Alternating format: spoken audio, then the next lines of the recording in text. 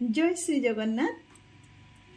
आज आम पुणी गोटे शिशु कहानी शुणा आमर श्रीजुक्त विभूति पट्टनायक बही कथाटीए कहूँ कथाटीए कहानीटार ना हूँ बणिकी जाने मणिर कथा। आसतु शुणा बणिकी जाने मणिर कथा। बणरे गोटे बणी चढ़ई थाए। सकाळु उठी डेणा हलाई से चारिआडे उड़ी बुले। बणरू फलमूल जहाँ पाए खाए, झरणार पानी पिए, गछ डाଳରେ बसी चारिआडिके चाहे। गछ पाख देई केही लोक जाउथिले, तांक सहित मଣିଷ भଳି कथा कहे।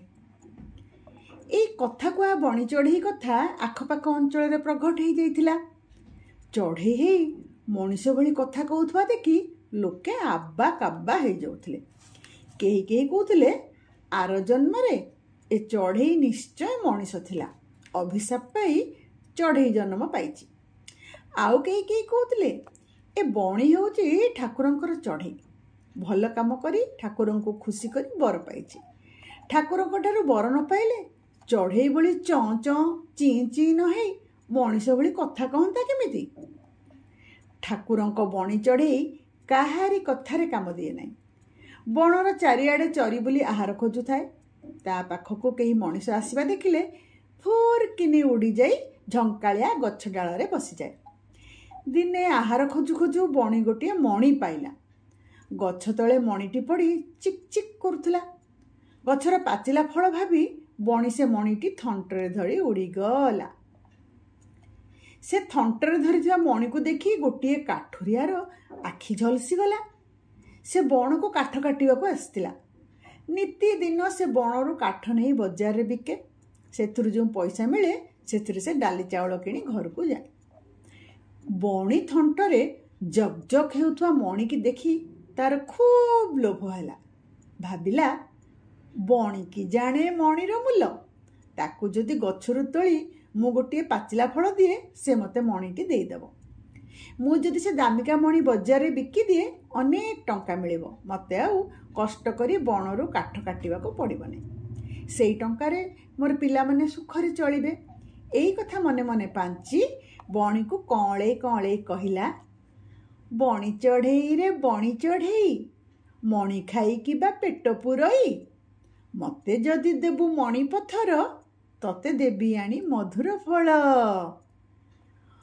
बणी चढ़ई काठुरिया कथा शुणी तार असल मन कथा बुझीगला।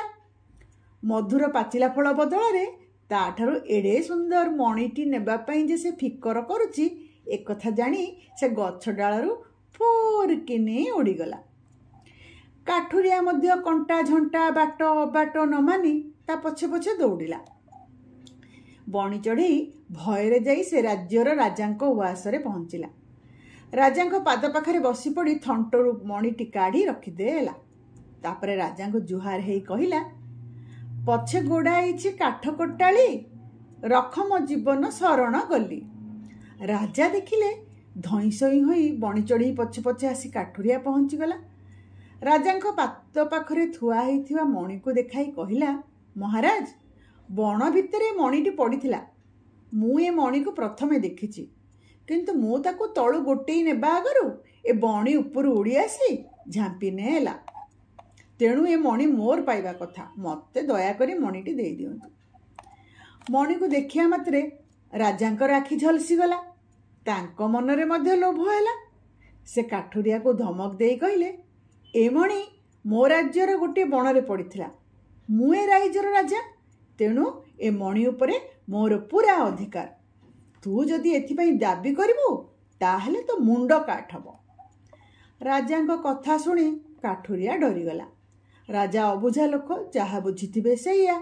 तेणु से आउ मणि पाइबा पई दाबी न करी चुपचाप फेरीगला। राजांको विचार बणी चढ़ईर मन को पाइला नहीं। से राजांको कहिला, ये केमिति कथा? ए मणि बणरे पड़ीथिला। बण आपणकर हेले भी आमे पशुपक्षी बणर अधिकारी। बणर फलमूल उपरे आमर जेतिक अधिकार, बणरे पड़ीथिबा मणि उपरे भी आमर सेई भଳି दाबी अछि। तेणु ए मणिटी मोर, एटी मते फेरई दियंतु। बणी चढ़ईर कथा शुणी राजा रागरे पाची लाल हो गले। ଛାର ଗୋଟିଏ ଚଢ଼େଇ ତାଙ୍କ ମୁହଁରେ ପୁଣି କଥା କହିବ, ତାର ଏଡ଼େ ସାହସ। ସେ ଖପ୍ କିନି ବଣି ଚଢ଼େଇର ବେକକୁ ଧରି ପକେଇ କହିଲେ, ମଣି ତ ମଣି, ମଣି ଧୋଇ ତତେ ପାଣି ଟୋପାଏ ବି ଦେବି ନାହିଁ। ତୁ ମୋ ବିନା ଅନୁମତିରେ ମୋ ରାଜ୍ୟର ବଣ ଜଙ୍ଗଲରେ ରହୁଥିଲୁ, ସେଥିପାଇଁ ତତେ ଦଣ୍ଡ ଭୋଗ କରିବାକୁ ପଡ଼ିବ। ଏହା କହି ସେ ତାର ହାତ ଗୋଡ଼ ବାନ୍ଧି ରୋଷେଇ ଘରକୁ ପଠେଇଦେଲେ। ଆଦେଶ ଦେଲେ, ଆଜି ଏ ବଣି ଚଢ଼େଇର ମାଂସ ରାନ୍ଧି ତରକାରୀ କର, ମୁଁ ସେ ଚଢ଼େଇ ମାଂସ ଲଗେଇ ମଣ ହିଁ କରିବି। ବଣି ଆଉ ବିଚାରି କରିବ କ'ଣ? ହାତ ଗୋଡ଼ ବନ୍ଧାଇ ସେ ରୋଷେଇଶାଳରେ ପଡ଼ି ରହିଲା। ସନ୍ଧ୍ୟା ହେଇଗଲା, ଚାରିଆଡ଼ୁ ଅନ୍ଧାର ଘୋଟି ଆସିଲା। ବଣି ଚଢ଼େଇର ମନେ ପଡ଼ିଗଲା ଯେ ସଞ୍ଜବେଳେ ତାର କାଠିକୁଟାର ବସାକୁ ଫେରିଯିବାର କଥା। ଗଛ ଡାଳରେ ତାର ସାଙ୍ଗସାଥୀମାନେ ତାକୁ ଚାହିଁ ବସିଥିବେ, କିନ୍ତୁ ସେ ଯିବ କିପରି? ତାର ହାତ ଗୋଡ଼ ଯେ ବନ୍ଧା ହେଇଛି। ଠିକ୍ ଏଇ ସମୟରେ ତାର ମାଂସ କାଟିବାକୁ ରାନ୍ଧୁଣିଆ ଆସିଲା। ତାକୁ ଦେଖିବା ମାତ୍ରେ ବଣି ଚଢ଼େଇ ଛଟା ଗାଳି ମଲା ଚଢ଼େଇଟି ପରି ପଡ଼ି ରହିଲା। ରାନ୍ଧୁଣିଆ ଦେଖିଲା ବଣିର ଗୋଡ଼ ହାତ ହଲୁ ନାହିଁ କି ଆଖି ଖୋଲୁ ନାହିଁ। ତାର ଧାରଣା ହେଲା ଚଢ଼େଇଟି ମରିଯାଇଛି। ମଲା ଚଢ଼େଇର ମାଂସ ତ ରାଜା ଖାଇବେ ନାହିଁ। ସେ ଏଥର କି ଉପାୟ କରିବ? ସେ ବଣି ଚଢ଼େଇ ପେଟରେ ହାତ ମାରି ଦେଖିଲା ତା ଦେହ ଉଷୁମ ଲାଗୁଛି।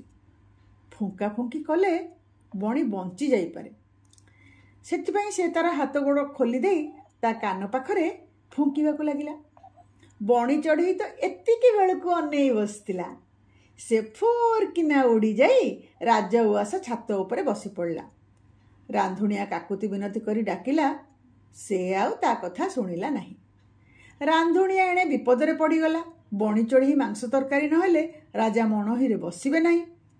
ସେ ମନରେ ଗୋଟିଏ ଉପାୟ ପାଞ୍ଚିଲା।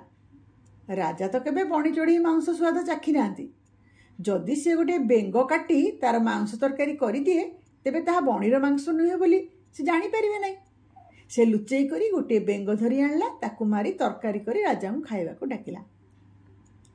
ରାଜା ତ ଆଗରୁ କେବେ ବେଙ୍ଗ ମାଂସ ଚାଖି ନଥିଲେ। ସେ ମନେ ମନେ ଭାବିଲେ, ସେ ସେଇ କଥା କୁହା ବଣିର ମାଂସ ଖାଉଛନ୍ତି।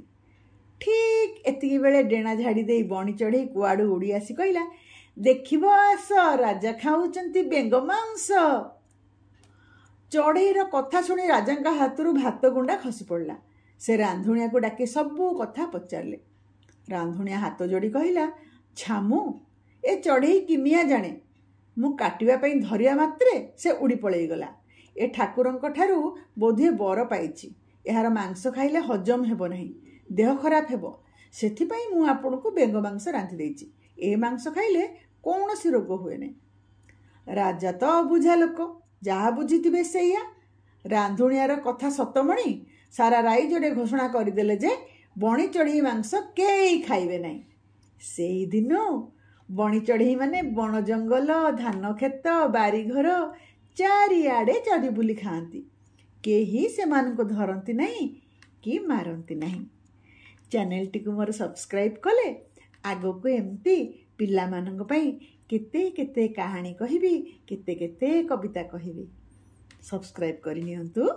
ଧନ୍ୟବାଦ।